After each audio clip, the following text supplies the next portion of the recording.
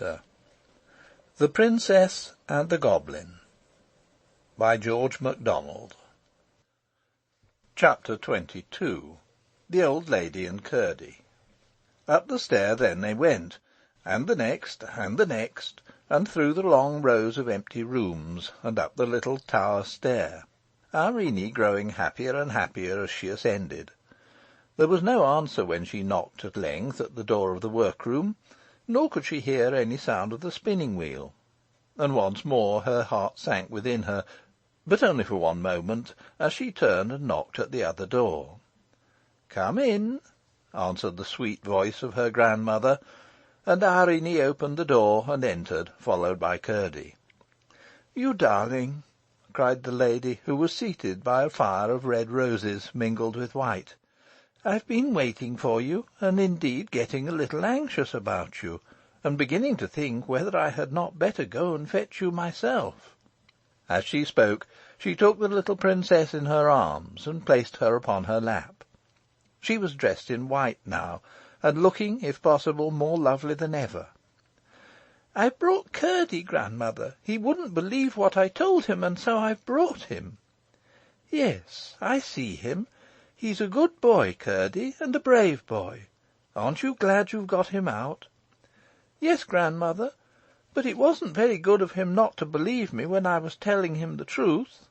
People must believe what they can, and those who believe more must not be hard upon those who believe less.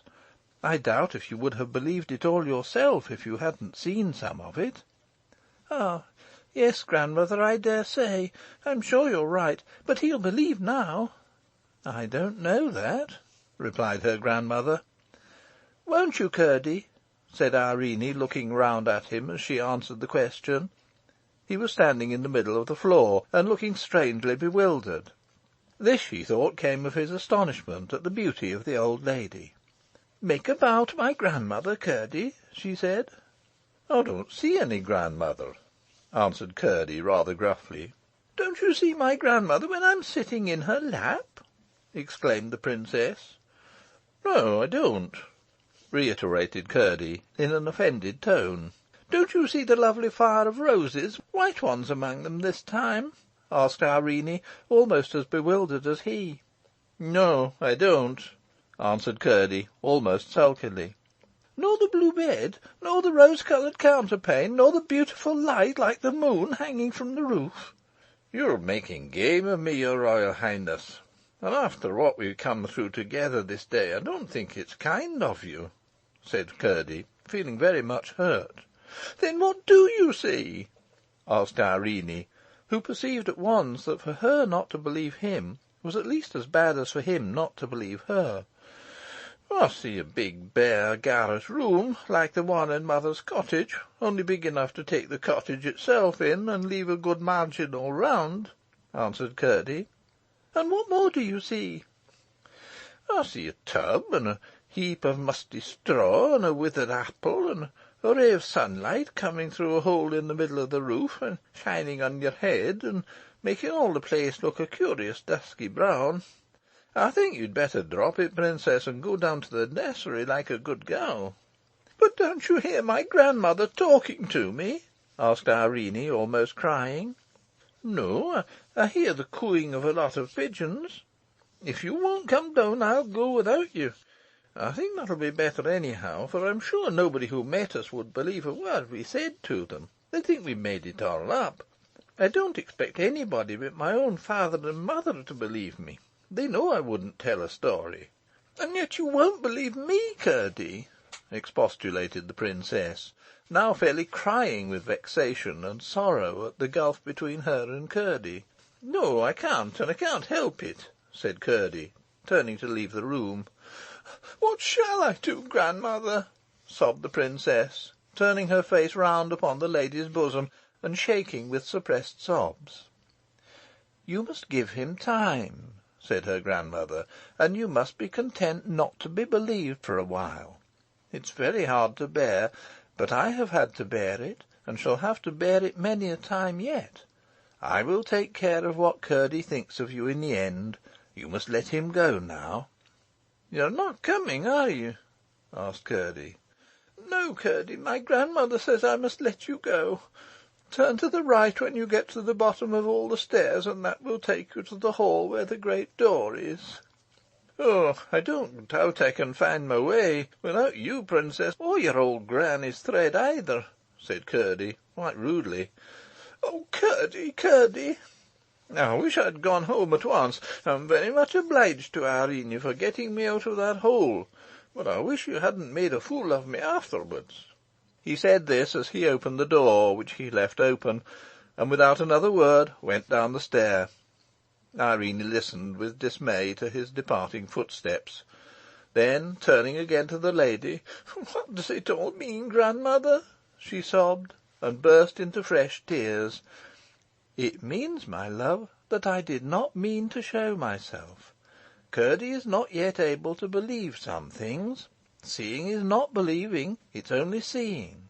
You must remember I told you that if Lootie were to see me, she would rub her eyes, forget the half she saw, and call the other half nonsense." "Yes, but I should have thought Curdie—" "You're right. Curdie is much farther on than Lootie, and you will see what will come of it. But in the meantime you must be content, I say, to be misunderstood for a while. We are all very anxious to be understood, and it's very hard not to be. But there is one thing much more necessary." "What's that, grandmother?" "To understand other people." "Yes, grandmother, I must be fair, for if I'm not fair to other people, I'm not worth being understood myself. I see. So as Curdie can't help it, I will not be vexed with him, but just wait." "There's my own dear child," said her grandmother, and pressed her close to her bosom. "Why weren't you in your workroom when we came up, grandmother?" asked Irene, after a few moments' silence. "If I had been there, Curdie would have seen me well enough. But why should I be there rather than in this beautiful room?" "I thought you would be spinning." "I've nobody to spin for just at present. I never spin without knowing for whom I'm spinning." "That reminds me, there's one thing that puzzles me," said the princess. "How are you going to get the thread out of the mountain again? Surely you won't have to make another for me? That would be such a trouble." The lady set her down and rose and went to the fire. Putting in her hand, she drew it out again, and held up the shining ball between her finger and thumb. "I've got it now, you see," she said, coming back to the princess, "all ready for you when you want it." Going to her cabinet, she laid it in the same drawer as before. "And here's your ring," she added, taking it from the little finger of her left hand and putting it on the forefinger of Irene's right hand. "Oh, thank you, grandmother. I feel so safe now." "You're very tired, my child," the lady went on. "Your hands are hurt with the stones, and I have counted 9 bruises on you. Just look what you're like." And she held up to her a little mirror which she had brought from the cabinet. The princess burst into a merry laugh at the sight. She was so draggled with the stream and dirty with creeping through narrow places, that if she had seen the reflection without knowing it was a reflection, she would have taken herself for some gipsy child, whose face was washed and hair combed about once in a month. The lady laughed too, and lifting her again upon her knee, took off her cloak and nightgown. Then she carried her to the side of the room. Irene wondered what she was going to do with her, but asked no questions, only starting a little when she found she was going to lay her in the large silver bath, for as she looked into it, again she saw no bottom, but the stars shining miles away, as it seemed, in a great blue gulf. Her hands closed involuntarily on the beautiful arms that held her, and that was all.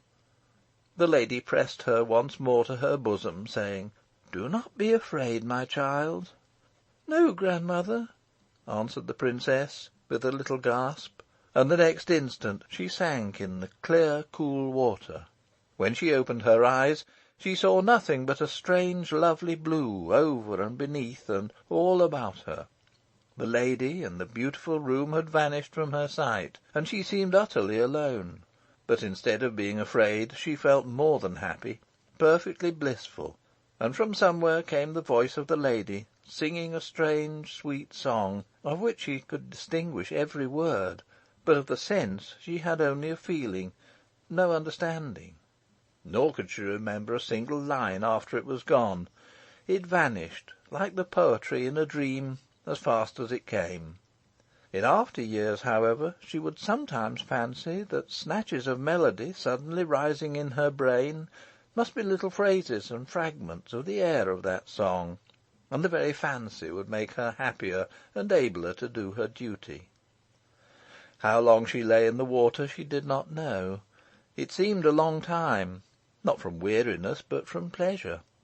But at last she felt the beautiful hands lay hold of her, and through the gurgling water she was lifted out into the lovely room. The lady carried her to the fire, and sat down with her in her lap, and dried her tenderly with the softest towel. It was so different from Luty's drying. When the lady had done, she stooped to the fire, and drew from it her nightgown, as white as snow. "How delicious!" exclaimed the princess. "It smells of all the roses in the world, I think." When she stood up on the floor, she felt as if she had been made over again. Every bruise and all weariness were gone, and her hands were soft and whole as ever. "Now I am going to put you to bed for a good sleep," said her grandmother. "But what will Luty be thinking, and what am I to say to her when she asks me where I've been?" "Don't trouble yourself about it. You'll find it'll all come right," said her grandmother, and laid her into the blue bed under the rosy counterpane. "There's just one thing more," said Irene. "I'm a little anxious about Curdie. As I brought him into the house, I ought to have seen him safe on his way home." "I took care of all that," answered the lady. "I told you to let him go, and therefore I was bound to look after him. Nobody saw him, and he's now eating a good dinner in his mother's cottage far up in the mountain." "Then I will go to sleep," said Irene, and in a few minutes she was fast asleep. Chapter 22